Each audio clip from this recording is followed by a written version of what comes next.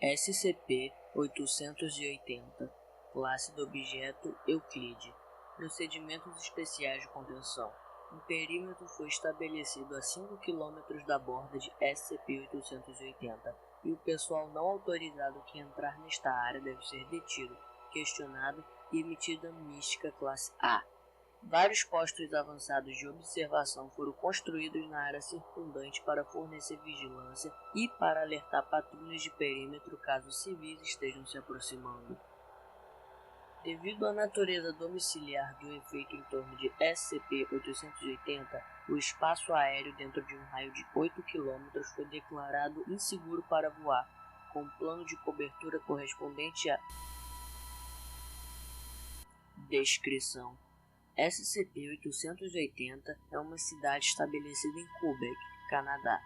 Vários sinais e documentos encontrados em SCP-880 listam o nome da cidade como fundada em pedaços recuperados de em SCP-880 suportam como a data em que foi abandonado. Um censo, documento 888-18, encontrado na prefeitura, lista a população como SCP-880 tem um efeito observado que se estende por quilômetros, cobrindo todas as estradas e entradas de SCP-880. Foram removidas ou alteradas para que se juntem à estrada existente fora de SCP-880.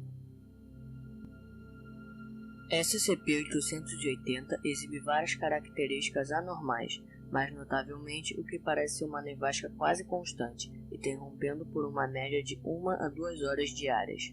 A análise deste evento determinou que SCP-880 não experimentou nevascas, e ventos intensos produziram várias rajadas que causam a ilusão de uma nevasca. Apesar do potencial de montes de neve em SCP-880, nenhum nível de neve mais profundo que 16 cm foi encontrado em SCP-880 ou na área circundante. Qualquer coisa que entrar em SCP-880 durante uma tempestade ou no interior quando uma tempestade começou, provou estar irrevogavelmente perdida, apesar dos intensos esforços de busca e resgate. A localização do GPS falha logo após o início da tempestade. As linhas de transmissão e resgate são cortadas e a comunicação de rádio torna-se impossível devido à interferência avassaladora. As contagens atuais definem o número de pessoal perdido para SCP-880 em 32. Apesar da falta de ocupação, as estruturas de SCP-880 não mostraram qualquer sinal de degradação nos anos em que foram monitorados pela Fundação. Itens descobertos em SCP-880 ocasionalmente apresentam grandes variações de temperatura em comparação com seus arredores.